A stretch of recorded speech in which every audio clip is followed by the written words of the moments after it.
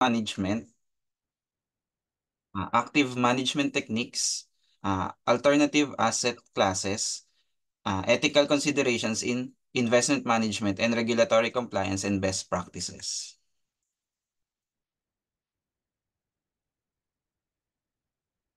Okay. Um, so investing in stock market is a great way to save up for those big things in life, like our kids' education, purchase of house, of our dreams, and of course, our retirement. So there are two major investing strategies, the active investing and the passive investing. So with passive investing, money is used to buy shares in a group of companies, and this group of companies is called an index. So if these companies collectively do well, so will the index. And our money will grow because passive investing requires little human intervention, and fees are fairly low. However, as passive investing only matches the performance of an index, our investment does not outperform that index. So in active investing means we have a dedicated portfolio manager handling our investments. So active managers want to outperform the index. So yung word na outperform is to perform better than. So they use the money to buy shares in companies they predict will do well and avoid companies they think will fail.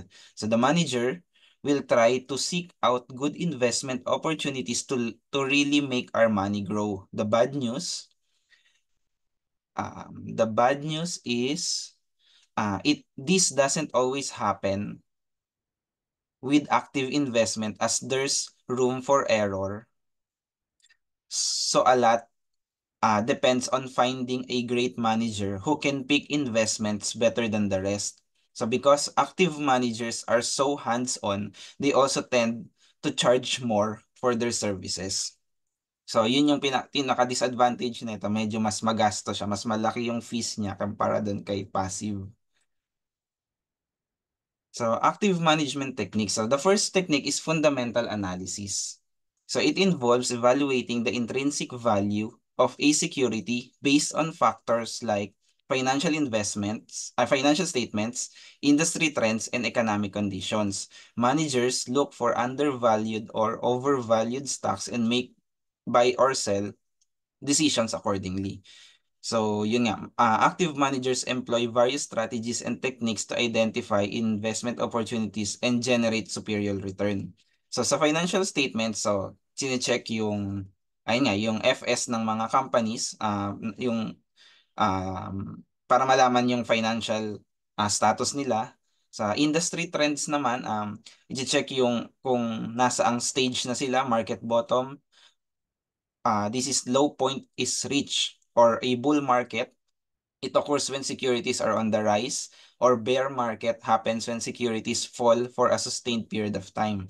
Sa economic conditions naman, and dito yung kung nasa introduction stage siya, nasa growth stage, maturity stage, or decline stage.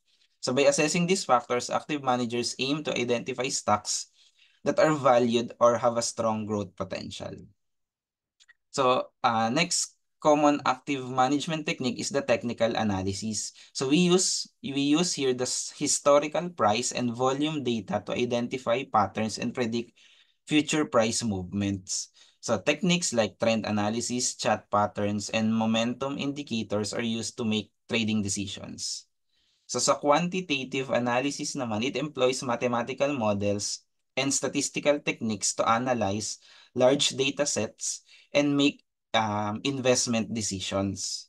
So factors like valuation ratios, growth rates, and risk metrics are used to identify investment opportunities. Under din ng common active management techniques is yung sector rotation which involve shifting investment between different sectors of the economy based on economic conditions. So a sector rotation is the movement of money invested in stocks from one industry to another as investors and traders anticipate the next stage of the economic cycle. Nandito yung cyclical stocks saka non-cyclical stocks, wherein yung cyclical stocks tend to perform similarly poor during recession. So halimbawa nito is yung IT tsaka real estate. Yung non-cyclical stocks naman are assets of the organization that have stable stock prices during recession. So kahit nasa economic recession tayo, maganda pa rin yung ano niya, yung status niya. Example nito yung mga consumer staples, healthcare and utilities. So, yun, managers identify sectors that are expected to outperform and underperform and adjust their portfolio accordingly. Next is the market timing. So attempts to predict market trends and allocate assets accordingly. Managers try to buy low and sell high by anticipating the market turning points.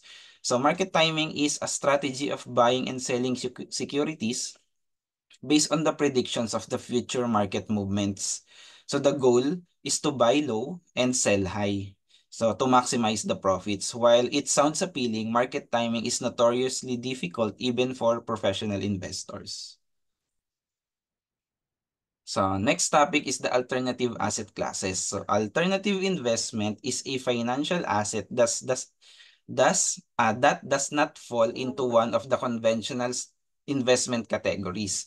So yung mga conventional categories, ito yung stocks, bonds, and cash. So alternative investments can include private equity or venture capital, hedge funds, managed futures, arts and antiques, commodities, and derivatives contracts. So real estate is often classified as an alternative investment. So alternative assets offer diversification benefits and potentially higher returns compared to the traditional investments like stocks and bonds. So ito yung mga examples ng alternative investments. First is yung real estates. So this includes investments in properties, real estate investment trust, and real estate related securities. So halimbawa ng real estates, syempre yung mga sikat na publicly traded companies na mga Ayala Land Inc. na engage sa property development, commercial leasing, and hospitality. SM Prime Holdings develops and operates shopping malls, residential properties, and commercial spaces. Meron din available na real estate investment trust. So, SM Prime Holdings REIT or yung real estate investment trust. It leases shopping malls and commercial spaces. May Mega World REIT, yung Mega World Real Estate Investment Trust that lease offices and commercial spaces din. Next is commodities. So this refers to the investments in raw materials such as metals, energy, and agricultural products. So commodities, especially precious metals like golds, tend to appreciate in value during inflationary periods. So some commodities like oil and natural gas can experience significant price fluctuations leading to high returns. Yun. So, yun nga, included dyan metals, energy, and agricultural products. Next naman is arts and collectibles. So some investments may double as a hobby with art, sports memorabilia, entertainment memorabilia, high-end watches, or other collectibles acting as alternative investments. So there certain art pieces or collectibles can increase in value over time. So sa fine arts, yung paintings, sculptures, tsaka prints, yung collectible coins, merong rare limited edition coins na tumataas din yung value. Meron ding stamps, mga rare historic stamps. Rarity comics, the first editions, signed comics. Tapos meron ding luxury watches, the limited edition timepieces, mga vintage cars. Ayan, example din to ng arts and collectibles. Classic automobiles, yung mga antiques, furnitures, and artifacts. Tsaka sports memorabilia, autograph items, game-worn jerseys. Tapos meron ding wine, mga rare vintage wines. Next, alternative investment is hedge funds. So these are privately managed funds that use a variety of investment strategies, including leverage, short selling, and derivatives. So they are typically open to accredited investors and often require a significant minimum investment. So they often use leverage to amplify returns, but this also increases the risk. So hedge funds typically charge high fees, including a management fee and a performance fee to a fund manager. Next is private equity or venture capital. So instead of trading shares of public companies in an open market, investors may seek alternative avenues to put capital into private companies or startup. So private equity firms invest in established companies with a proven track record. So they may acquire entire companies, merge them with other companies, or buy specific assets within a company. So private equity firms use a variety of strategies, including leverage buyouts, growth equity, and distress investing. Another type is cryptocurrencies. So the emerging form of digital currency, cryptocurrency, is seen as an alternative investment as it is outside the traditional scope of stocks and bonds. So though some may claim cryptocurrency does not offer a strong hedge against other risks on investment, it may provide capital appreciation or passive income due to staking rewards. So ethical considerations in investment management. So ethical investing is an investment strategy where the investor's ethical values, moral, religious, and social, are primary objective, along with good returns. So with suspicious and illegal investment deals on the rise, many investors are starting to insist that companies they invest in are socially responsible. So this means treating their employees with respect, creating healthy products and services, and keeping away from unethical business practices. So ito yung mga examples ng mga company ng ethical investing. First is yung socially responsible is investing, or SRI. So this involves investing in companies that meet specific environmental, social, and governance criteria. So SRI funds avoid investing in controversial areas such as gambling, firearms, tobacco, alcohol, and oil. So here, the investor's moral value is given critical importance in investment selection. Next is ESG funds, or yung environmental, social, and governance funds. So unlike SRI funds, ESG funds consider in their decision-making how environment, social, and governance risks and opportunities can cause material impacts on companies' performance. So next is impact investing. So this focuses on investments that aim to generate a positive social or environmental impact. So impact funds are suitable for investments who are socially responsible but also want good returns. Next is ethical dilemmas. Ethical dilemmas. Investment professionals may face ethical dilemmas such as conflict of interest, insider trading, and misrepresentation. So investment professionals may have a personal investment that conflict with their professional duties. So for example, an advisor might recommend a particular investment that benefits them personally rather than their clients. So using non-public information, insider trading involves buying or selling securities based on materials, non-public non-public information. So this can lead to significant financial gains for those who exploit this information. Fiduciary duty. So investment managers have a fiduciary duty to act in the best interest of their clients. So fiduciary duty is a legal and ethical obligation to act in the best interest of another party. So in the context of investment management, this means that investment professionals such as financial advisors and fund managers are legally bound to prioritize the interests of their clients above their own. Regulatory compliance and best practices. So investment managers are subject to complex regulatory framework to ensure investor protection and market integrity. Adhering to these regulations and implementing best practices is crucial for maintaining a strong reputation and avoid legal and financial penalties. So ito yung mga regulatory requirements. First is the disclosure requirements.